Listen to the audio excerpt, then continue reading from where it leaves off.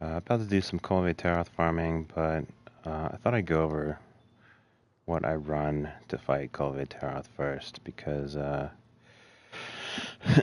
get in a lot of groups that seem to have trouble with this fight. I don't know, man. I don't find it a very difficult fight. Actually, go back to the box over here. So thought maybe I'd try to help some people out.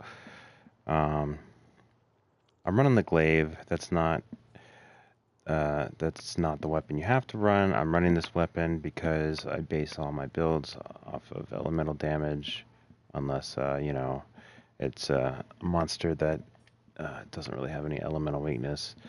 But Kulve Taroth has a few options. I run water. Oh no, the reason I run water is because. So if you're not familiar with doing elemental damage builds, you'll notice in the element weaknesses, the red X means you're doing no damage with that element, and 3 stars means you're doing max damage. Um, so if it's in parentheses, Kulve Taroth has a couple different states. When he's covered in gold, that's the value in the parentheses, and then like the other values when he's not. So I run water because it's a consistent 2-star. So I'm always doing good damage, not the best, but it's consistent no matter what state he's in. And the reason I'm using the glaive is because it's currently my best water weapon that I'm comfortable with. I play glaive, dual blades, and bows, and I don't have good options in the other two, so glaive it is. All right, so I'm gonna show you some of the I guess status boosts, the skills. Yes, the skills. God damn it. I do run Rathalos head and chest, and that's for this ability right here. Increases the elemental damage when landing critical hits, and I do crit at least half the time if I'm hitting a weak spot. I'll go into that in a second. So that's a really good skill to have. I try to get at least 4 points in attack to get that extra 5% affinity, and of course the extra to my attack damage is also very good. I always run a stun charm because I really, if you're stunned, you're very vulnerable, and you're also not doing damage. And if you're dead, then you're especially not doing damage. So don't get stunned. Fire resistance up to level 3 because Kulve Taroth does have a lot of fire attacks. I boost my water damage. This weapon is a sealed weapon, and what I mean by that is if you don't have this skill, this free elemental / ammo ups ability, sealed weapons won't do the element that they have on them. I'll show you that real quick. But first, weakness exploit. This is super important. This is what gives me that extra affinity boost. So if I'm hitting a weak spot, like a Kulve Taroth, like his horns are always a weak spot. When his gold body is kind of like glowing, almost like luminous, that's a weak spot. These other two are just kind of like, I do like this one because it prevents small attacks knocking me back. You can still get like knocked off your feet, but like the smaller attacks that would normally just kind of give you a little pushback and knock you out of your attacks, this will prevent those. So super nice. I'm not entirely sure how effective this one is on Kulve Taroth. I haven't tested it, but I usually run this ability like all the time because I just you get that extra damage by not getting knocked back, and you don't find yourself in bad positions as much because of getting knocked back. All right, so 2 pieces for me that are important is the Kieran legs and the Kulve Taroth's Rage.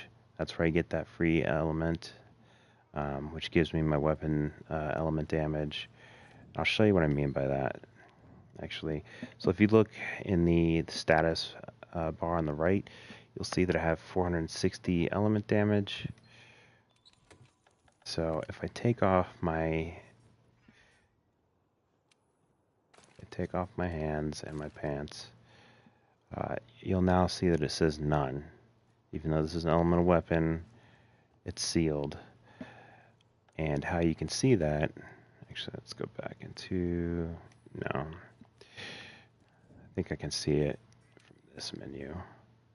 Okay, so if you look where it says Taroth Glaive Water, and then go down to where it says Element, you'll see that the water is kind of grayed out and then it has the number value 360 in parentheses. That's how you know that a weapon is sealed. And until you break that seal with that skill, you're only doing the raw damage. You're not doing the elemental. So if you're not familiar with elemental weapon builds, it's super important to know. Not all weapons are sealed, but a good amount of them are.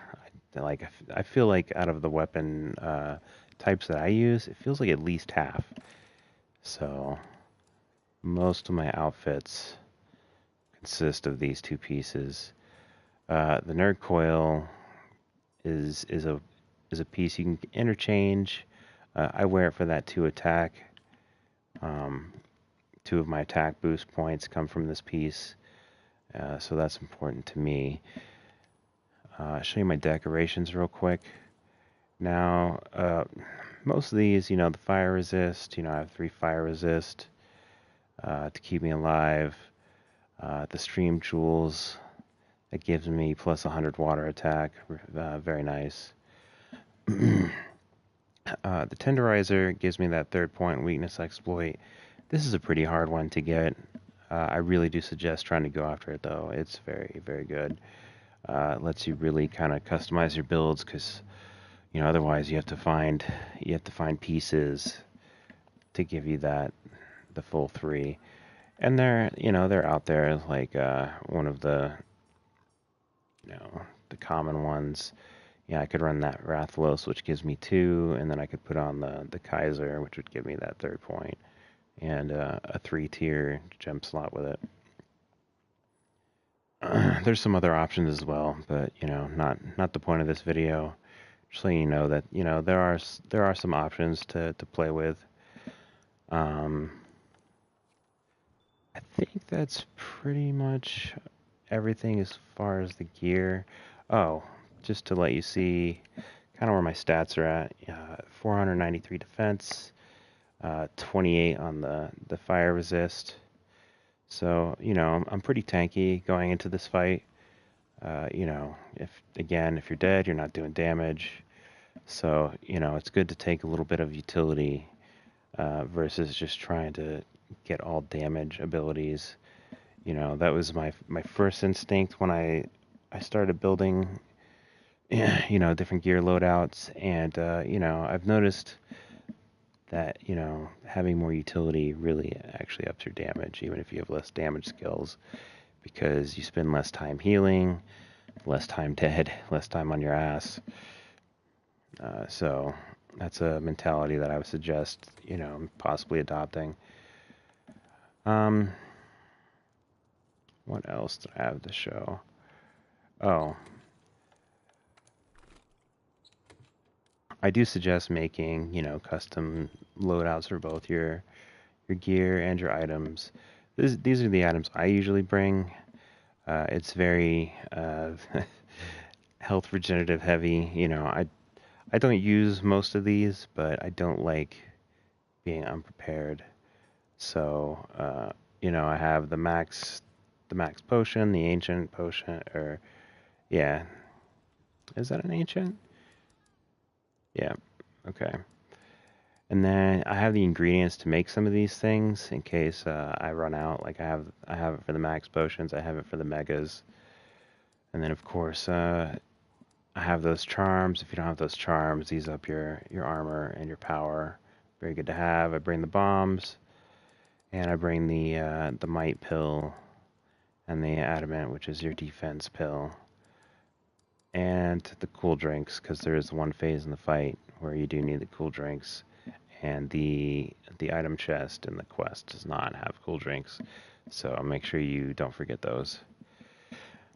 Um, yeah, I think that's. I'm pretty sure I covered everything.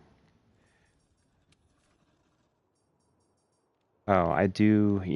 This is really personal taste. I know a lot of people like Affinity Booster, which is I don't bring it because usually somebody has it.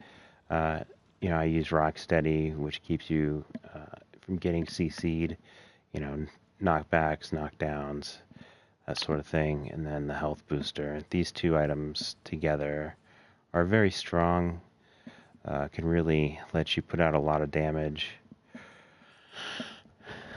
I believe, I believe that's it. So I'm gonna end this video here, and then restart my stream to actually go do some farming.